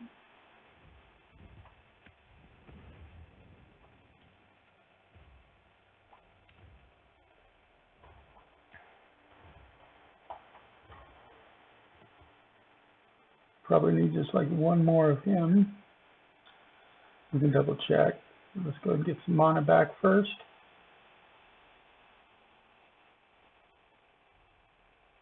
As you can see, when you finish somebody, you get the exclamation point again too. But I got the exclamation point and a sparkle because of the fact that I had unlocked Net Trap and I hadn't opened it since. But when you finish somebody, you usually get that too. I'm at 700 KP, so I can't get another one right now. But I've got one more swordsman, two more brawlers, and looks like 9 more bandits. And they're each giving me like, is it 30 to 50? I think they're giving me each 30. So 1, 2, 3 plus 9, so 12 times 30 would be 360, or 12 times 50 would be 600. So somewhere between 360 and 600 more knowledge points. But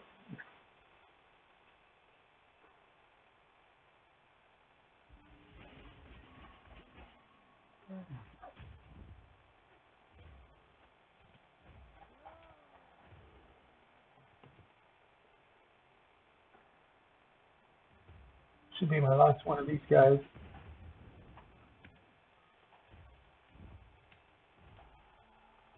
There you go. He's done. Now get the archer, which is still the one I need the most of.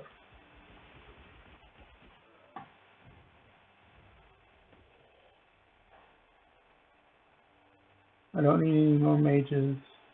Don't need more of him. That looks like it. Yeah, it's archer. Or cutthroat. Cutthroat. That's cutthroat. There's a, oh, that's a brawler. Okay. Let's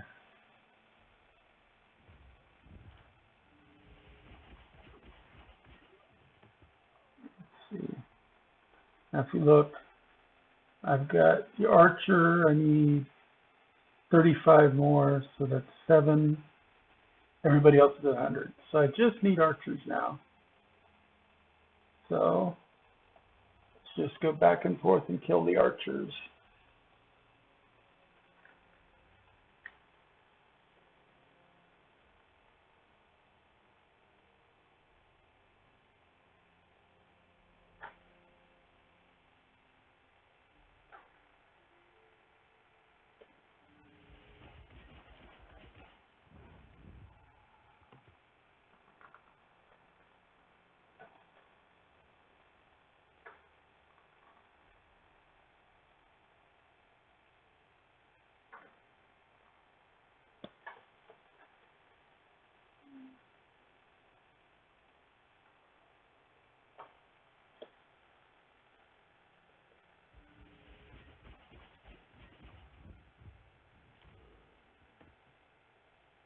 That archer.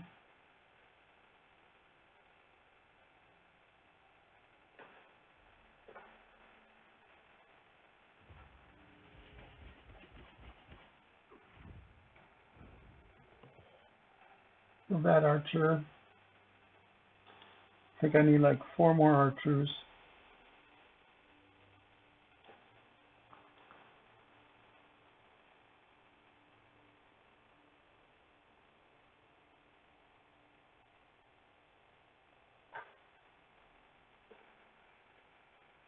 That's not an archer, that's not an archer, that's not an archer. That's an archer.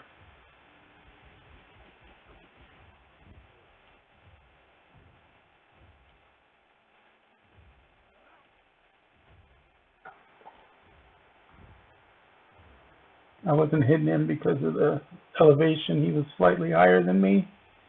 There is a known issue with that, sometimes not targeting properly.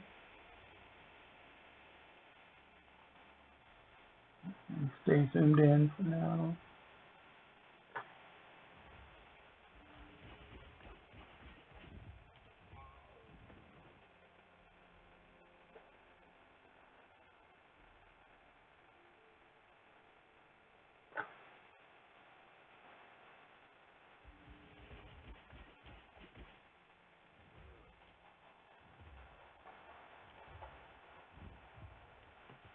And I should need just 1 more archer now.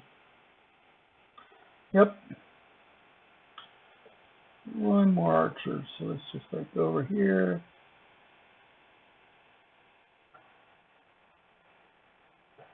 That's an archer.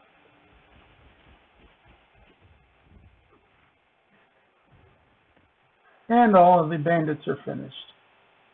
So you can see I've got all 4 tutorial bandits. I've got all the wolves done. And it doesn't matter on the rabbits because they don't have the tutorial tag. And I've got another 1060 KP. Now, I could just run back to town and hit the portal to finish the tutorial, or I could just do that, the tutorial. Now I can choose to go to Mir. This is Mir, and there's 2 cities. There's this one up here, the western city, and then this is the eastern city. Or I could start on Erin, and I could start in the northern or the southern city of Erin and be good to go.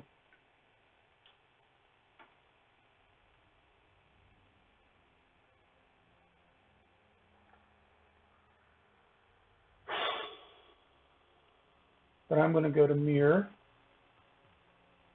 I'm going to still the normal starting city, and I'm going to transfer.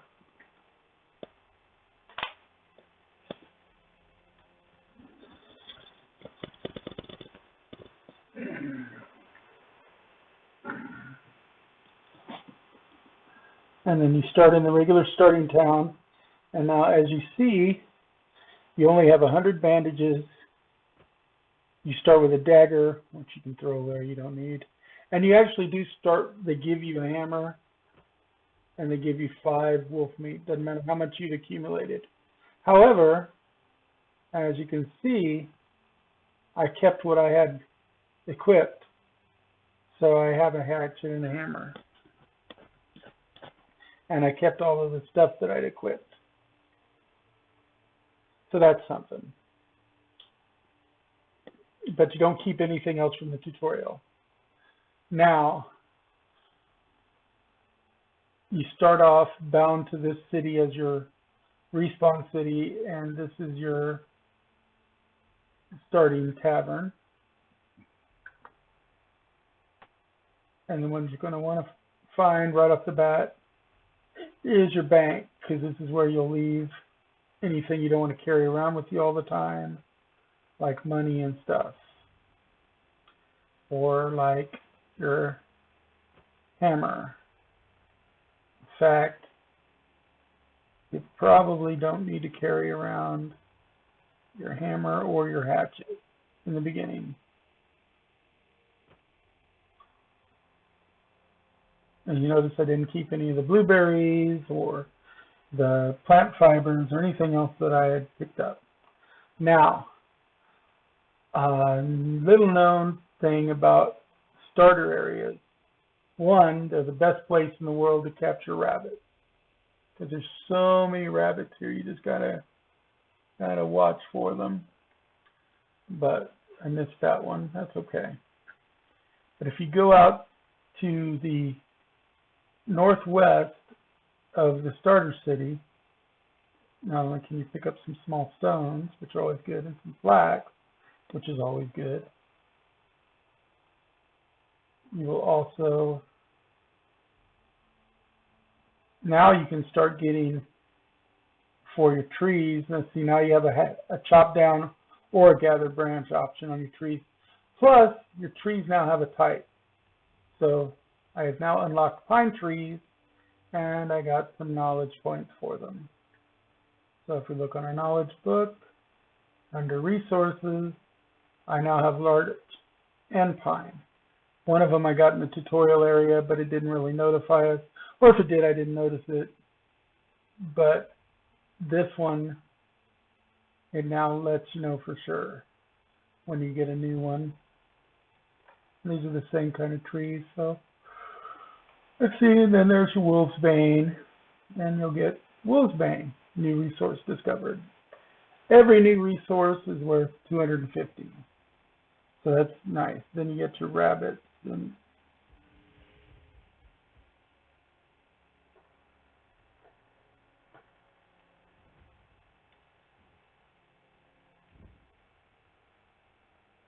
this rabbit is giving me fits.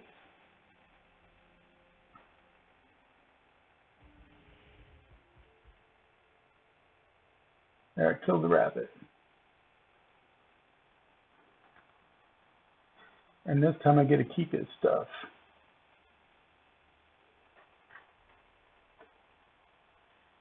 Blood vein.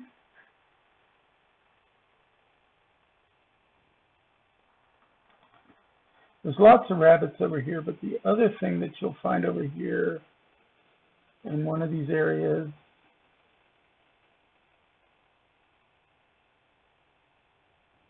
is, I thought there was some, I know there's some black widow hatchlings over here. There were anyway.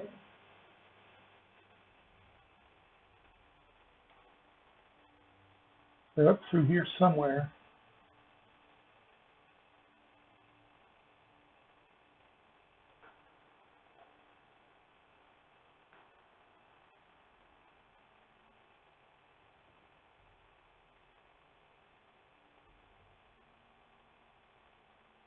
I'm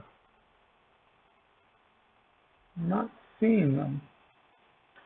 I know they're over here somewhere because they cleared them before, unless they cleared them out.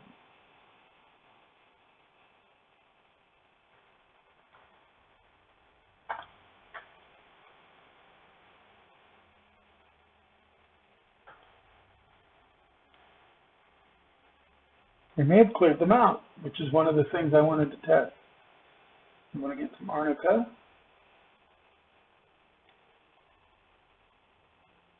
And then there's a bunny rabbit that went running over here.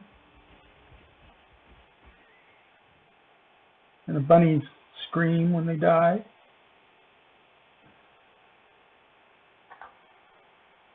Maybe this way is the black widows.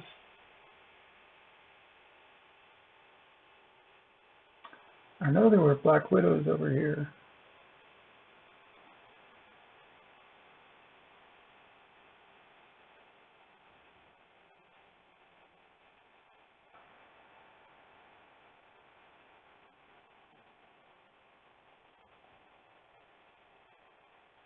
I already picked up a pumpkin, I think.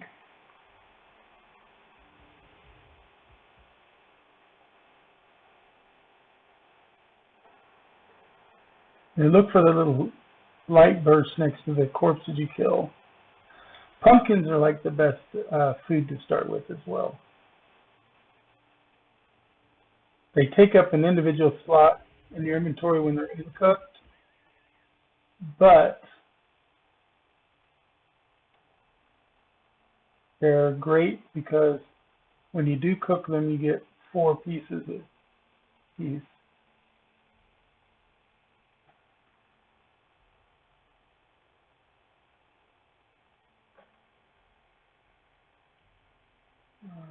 Come on, rabbit.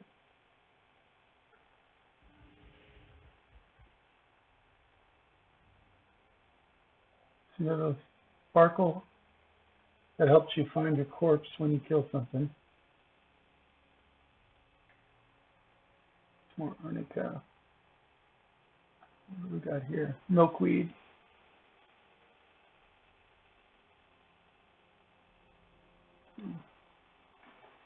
Where am I? Center. Here. Somewhere around here is the dang Black Widows. Maybe they're over here. Unless they got rid of them, and they may have.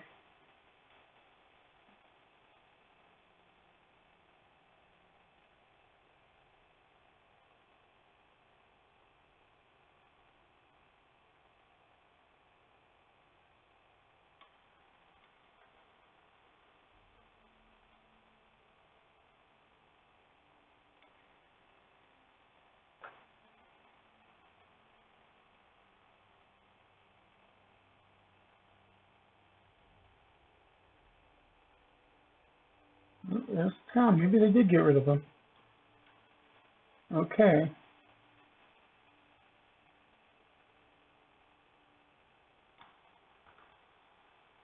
That used to be a secret, though, is you could go get the starter bears, the starter things, and you can get some of the starter abilities that way, but I guess not anymore.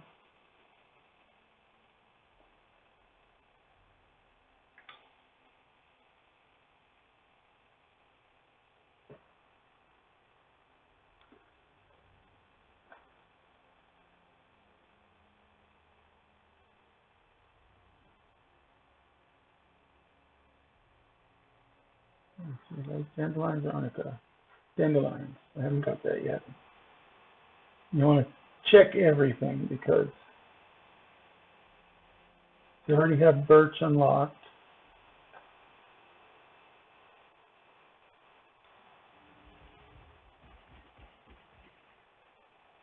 Magic Mist is great for rabbit hunting because it usually only takes 1 shot. Just make sure you let all your shots go.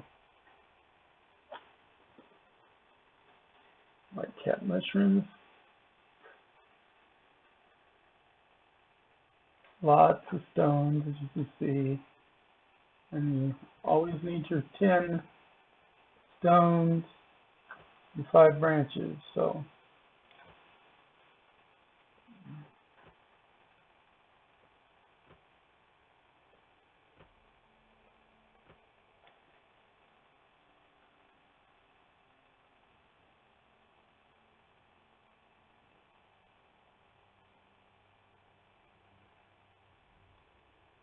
you see where this turns into a pickaxe? If I had the hammer on me, I could harvest that, but I left my hammer in town. I mean, I can make another one, but I'm not going to.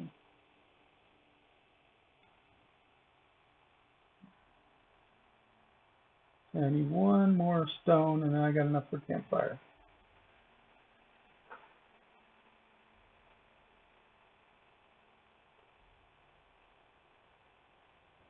Good idea, though, to go ahead and max out your rabbits near the starter town because they're the most common here. Like I said, it used to be that you could get the Black Widow spiderlings, but I guess they may have moved them away. I could have swore I got them before, so they might have did it after I created that one character that maxed them out.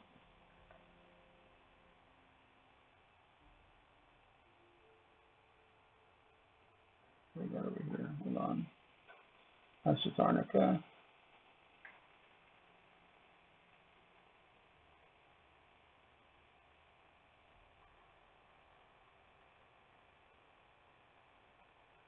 Keep wanting to hit my buttons for my horse, but I don't have one. Grab some Nightshade. And more Nightshade. Nightshade's good because you can make poison with it. Not to mention it's a alchemical and magic reagent. So same thing with Arnica. But I'm just showing you how to build a character here. This character will probably just get deleted anyway. Who knows? It was just here to create the character for you guys.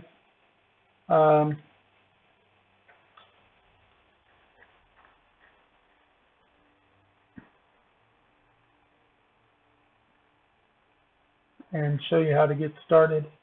Now that you're on the main area of the game, your goal is going to be to make a little bit of starter money. So one of the things you might want to check out here is the market and look at what the buy requests are, because people are going to be looking for things to buy.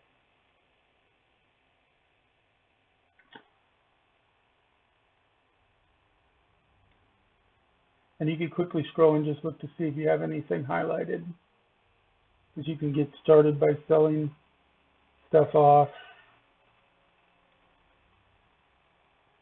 Get you some starter money. And you can sell anything, I mean, because you can always get it back later.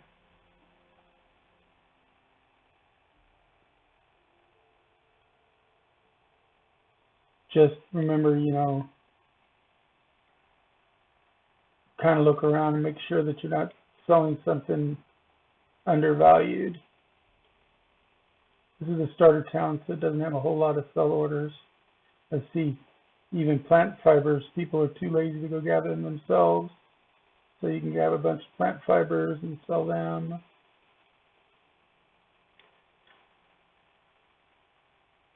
And you can sell small stones even. People don't want to gather their own. You sell them. And you can find them for anywhere from 1 to 10 gold pieces to buy. People will sell and buy. So, you know, and there you go. And that's everything. I haven't killed any like wolves or anything, so I don't have any animal bones. As you can see, I can get like 3 gold a piece for animal bones here. So that's a great way to start. So I went from having no money to now having 90 gold.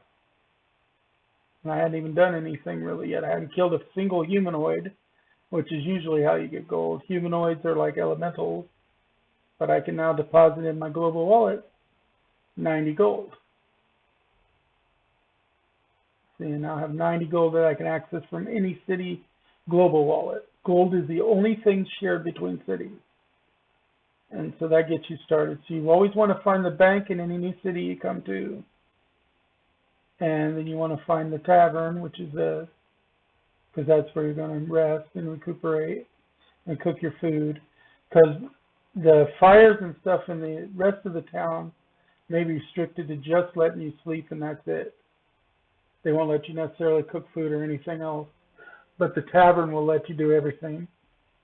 And then, of course, here's where you go to set your resurrection point, which it should have defaulted to this place anyway, as the first city you come to out of the tutorial zone.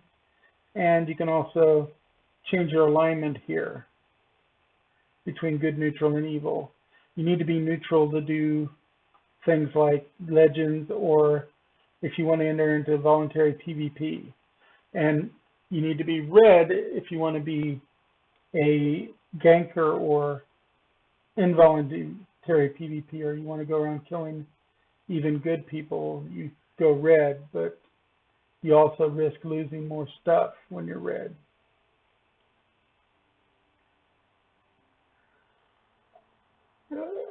I do not see the Black Widows, so I guess they're gone.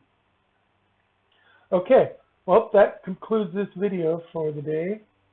I just wanted to show you how to get started in the game, and I went ahead and walked you through building your mage and getting through the tutorial. Now the rest of it is going out and exploring, discovering new things, building up your knowledge points. As you can see, I've got enough for another talent point right now, just from the different things I picked up in the area just around the starter town. I haven't even done anything but kill a couple of rabbits. I haven't killed any other mob but rabbits, but I got 250 for each of those new discoveries. And it sounds like my phone's going off anyway, so I'm going to let everybody go now. But I hope you enjoyed this video. Give a like, give a comment. Remember, anything I make on my stream, half of everything I make goes to Extra Life, part of the Children's Miracle Network, and it helps benefit kids with long-term hospitalized conditions. It was originally started to help give them like board games, video games, and stuff to give them something to keep them occupied, and so they can, you know, feel a little bit more like, you know, everybody else out there, get to participate in video games and those kind of things. And that's what it's all about. So right off the bat, when I get any kind of payout from Twitch, I give 50% to Extra Life, and the other 50% at this time isn't even enough to cover my basic expenses, but that's what it goes to, is like upgrading my equipment, paying for any software registrations or things like that in order to keep my streams going. If you like my streams, go ahead and give me a subscription. If you've got a Prime membership, you get one free subscription a month, so that won't cost you anything. Otherwise, a subscription costs $4.99, I think it is, US. Of that, I get half, so basically I get $2.50, and $1.25 of that goes to Extra Life, and $1.25 of that comes to me for my expenses. So that's kind of how it breaks down. For clear transparency, I'm disabled, so I can't make anything else on this. I'm doing this just to help people out, have fun, and be social. I'll come back with another regular beta testing video later, but other than that, every Tuesday night you can catch me on my podcast stream with Lurch at Game Time. That's GAME time. Stands for the Gaming Arts Media Entertainment Expo, because we're on the board of directors for that, and it's a local gaming convention here in the Ozarks of Missouri, in Springfield, the last of which is happening this October, 14th, 15th, and 16th at the Springfield Expo Center. $10 will get you in for the entire weekend. Because it is the last one, we're going to just try to break even. Anything extra we make will go to a local charity, hopefully something related to the nerd community and our own demographics. We're trying not to do the great big charities in this case, because we want to do something that, you know, our little bit can actually make more of a difference in. So we're going to look at more local homegrown charities for that. But we are under the Springfield Regional Art Council as a 501c3. So that's the convention, not my my stream. My stream is just privately owned. Like I said, 50% of it goes to Extra Life, and 50% goes to maintenance and keeping the stream alive. So thank you for myself. I'm Gamer Seuss. You can find old copies of my stream on YouTube. Just look up Gamer Seuss, and then depending on what you want to watch. If you want to watch Game Time, there's the Game Time playlist. If you want to watch Fractured, beta tested of Fractured. I also have my nostalgia gaming list where I played old school RuneScape and EverQuest. But, you know, there's all kinds of things there. There's some stuff where I do some cartoon voices and things. And I might be adding some more stuff as we go along. Anything can be content. Thank you so much. Remember, like, comment, subscribe, and I'll see you next time. Bye-bye.